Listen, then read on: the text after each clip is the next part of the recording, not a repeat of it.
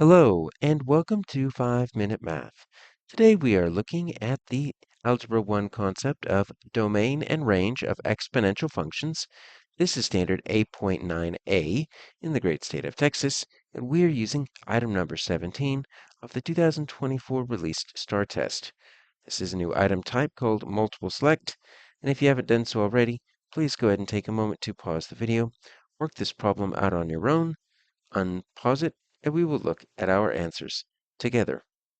All right, so we have part of an exponential function graphed on the grid, because typically in exponentials, right, you would see some type of asymptote. So I am going to kind of scroll it up like this so we can see there's actually 6 answer selections. We need to choose 2 correct ones. This is a multiple select worth 2 points, which means if we select just the first 2 at random, you'll notice it is impossible to select a third, so you cannot select more than 2. And if you only select 1 and try to move on, it is going to give you an error message. So let's make sure we get both answers correct so we get both points on this. So we're just looking at domain and range. Now, we need to know what those 2 terms are, and then we can identify the statements that are going to help us get there. So what do we know about the definition of domain and range? Unfortunately, if we look on our materials, reference materials, they're not going to, it's not going to be there. There's no definitions. But thankfully, if we remember domain and range from linear functions, quadratic functions, domain and range is always domain and range. They don't change. So let's put some definitions down here real quick.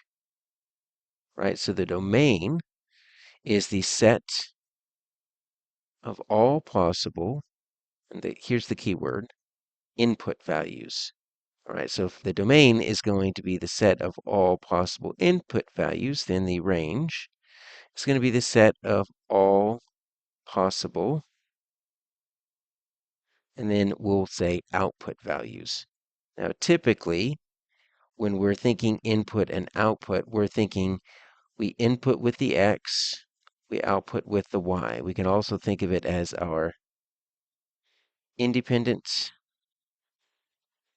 and our dependent variables. But until, we get something that is a little bit tricky with different letters, right? We can just think your domain is your x, your range is your y. If you can remember that, you're good to go. All right, so we have part of an exponential function, so we don't have the whole thing here.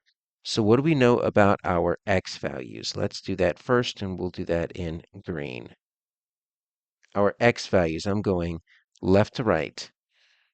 They land between a 2 and a 5. So I'm just going to kind of mark those right there. And you notice they're closed circles, which means they include 2 and 5.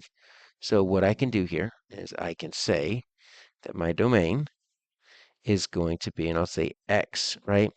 It's going to be greater than or equal to 2, because it's anything to the right of 2, but less than or equal to 5.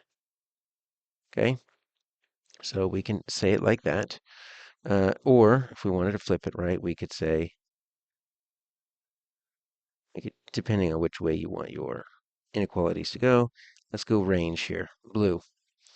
So we're looking from the bottom to the top, right? So our range goes from 1 to 8. Okay, so our y is going to be greater than or equal to 1, less than or equal to all the way up to 8. And if we wanted to, we could flip those. That makes us feel better because you might see it either way. All right, so now we can evaluate our statements. The domain, that's the x, set of all real numbers greater than or equal to 1 and 8. Nope, that's the range. The domain x, the set of all real numbers greater than or equal to 2.